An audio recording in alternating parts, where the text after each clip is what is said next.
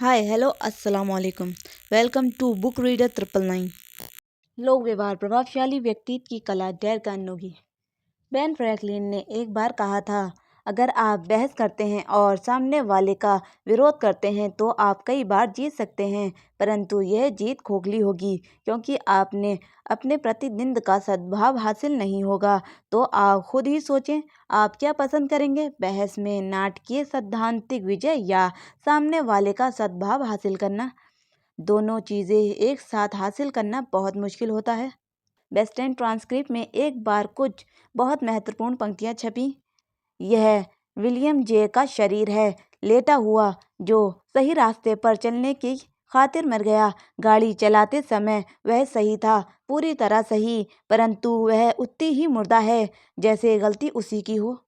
आप भी जब अपनी बहस की गाड़ी को तेज़ रफ्तार से चलाते हैं तो आप सही, पूरी तरह सही हो सकते हैं, परंतु जहाँ तक सामने वाले की मानसिकता बदलने का सवाल है, आपके प्रयास उतने ही निरर्थक साबित होंगे जैसे आप ही गलत पर हों।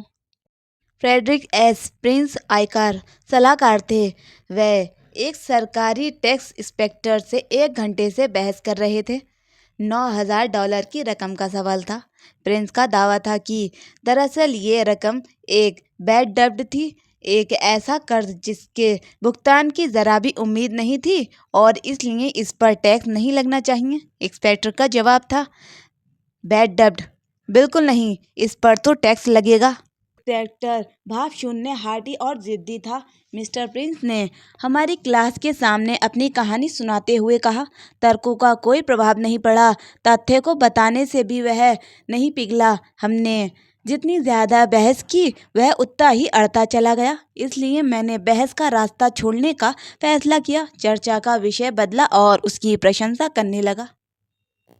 मैंने उससे कहा, मुझे लगता है ये छोटी सी रकम आपके लिए कोई ख़ास महत्व नहीं रखती है, क्योंकि आपको तो बहुत बड़ी रकमों के महत्वपूर्ण और पेचीदा मामलों को निपटाना पड़ता है। हालांकि मैंने टैक्सेशन के बारे में पढ़ा है, परंतु मेरा ज्ञान किताबी है, जबकि आपको इस विषय में वर्षों तक काम करने का अनुभव होगा। काश कि मुझे भी आप जितना अनुभव होता, इससे मैं बहुत कुछ सीख सकता था। और मैंने जो कहा वह सच था।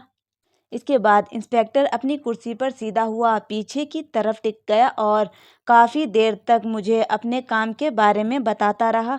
उसने मुझे बताया कि उसने किस तरह कई बड़े बड़े घपलों को पकड़ा था। उसका अंदाज़ा धीरे धीरे दोस्ताना हो गया था। कुछ ही समय में वह मुझसे अपने बच्चों के बारे में बात करने लगा। जब वह गया तो उसने मुझे कहा कि वह इस समस्या के बारे में थोड़ा और विचार करेगा और कुछ ही दिनों में अपना फैसला बता देगा। 3 दिन बाद वह लौट कर आया मेरे ऑफिस में और उसने मुझे बताया कि उसने मेरे टैक्स रिटर्न को उसी रूप में स्वीकार कर लिया है। यह टैक्स इंस्पेक्टर बहुत साधारण सी मानवीय कमजोरी का प्रदर्शन कर रहा था। हर इंसान की तरह उसे भी महत्व चाहिए था। जब तक मिस्टर प्रिंस उससे बहस करते रहे, तब तक वह प्रबलता से बहस करके अपने आप को महत्वपूर्ण साबित करता रहा, परंतु जब मिस्टर प्रिंस ने उसके महत्व को स्वीकार कर लिया तो बहस खत्म हो गई और वह सहानुभूतिपूर्ण और दयालु इंसान में बदल गया। खुद ने कहा है, नफरत नफरत से नहीं बल्कि प्रेम से खत्म होती है और गलतफहमी भी बहस से नहीं बल्कि समझदारी, कूटनीति, सद्भावना, दूसरों के नजरिए को समझने की इच्छा से खत्म होती है। लिंकन ने एक बार एक युवा आर्मी ऑफिसर को अपने सहयोगी के साथ एक बड़े विवाद में उलझने पर फटकार लगाई थी। जो व्यक्ति जीवन में अपनी क्षमताओं का सबसे अच्छा दहन करने के लिए संकल्पवान है, लिंकन ने कहा, उसके पास व्यक्तिगत विवाद के लिए समय नहीं होता। इसके अलावा वह परिणामों के झेलने के लिए भी तैयार नहीं होता, जिसमें क्रोध और आत्म नियंत्रण की कमी शामिल है। उन बड़ी चीज़ों को छोड़ दो जो जिन पर आपका दूसरों जितना ही अधिकार है। उन छोटी चीज़ों को छोड़ दो जो स्पष्ट रूप से आपकी ही हो। अगर कोई कुत्ता आपके रास्ते में आ जाता है तो उससे लड़ने के बजाय और खुद को उससे कटवाने के बजाय बेहतर यही है कि आप उसके लिए रास्ता छोड़ दें। कुत्ते को बाद में आप मार भी दें तो भी उसके काटे हुए घाव को भरने संभव नहीं होता। बीटेक्स एंड पीसेस नामक पत्रिका ने एक लेख छापा था। इसमें कुछ सुझाव दिए गए थे कि असहमति को बहस में तब्दील होने से किस तरह रोका जाए।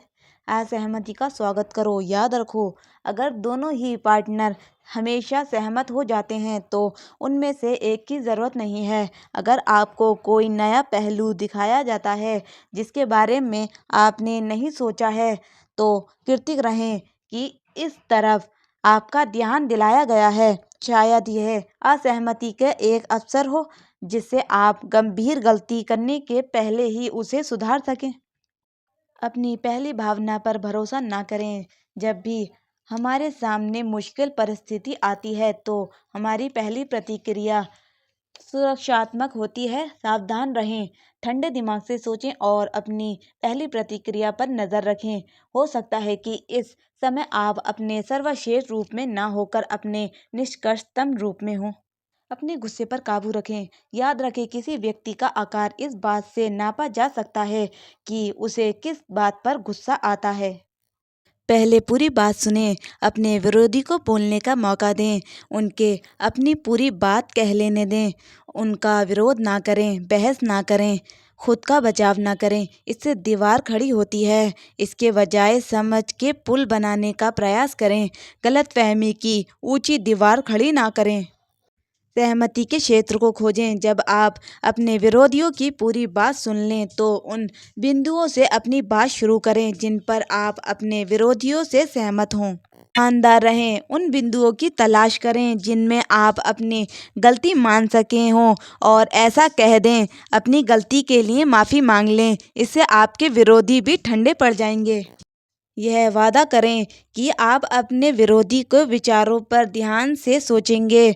हो सकता है कि आपके विरोधी सही हो। इस स्टेज पर यह ज़्यादा आसान है कि आप उनके विचारों पर सोचने के लिए सहमत हो जाएं, बजाय इसके कि आप तेज़ी से आगे बढ़ जाएं और कोई ऐसी गलती कर दें जिससे आपके विरोधियों को बाद में यह कहने का मौका मिल जाए, हमने आपको समझाने की बहुत कोशिश की थी परंतु आपने हमारी एक ना सुनी। समस्या में रुचि लेने के लिए अपने विरोधी को दिल से धन्यवाद दीजिए। जो आपसे बहस करने में समय देता है उसकी रुचि का विषय भी वही है जो आपकी रुचि का विषय है। उसे एक ऐसा व्यक्ति समझाएं जो सचमुच आपकी मदद करना चाहता है। इस तरह आप उसे अपना विरोधी को अपना दोस्त बना सकते हैं। दोनों पहलुओं से सोचने के बाद ही काम करें। आप सामने वाले से उसी दिन बाद में या अगले दिन मीटिंग के लिए कह सकते हैं जब पूरे तथ्य पर विचार विमर्श किया जा सकता है। इस मीटिंग की तैयारी के लिए खुद से कुछ कठोर सवाल पूछें।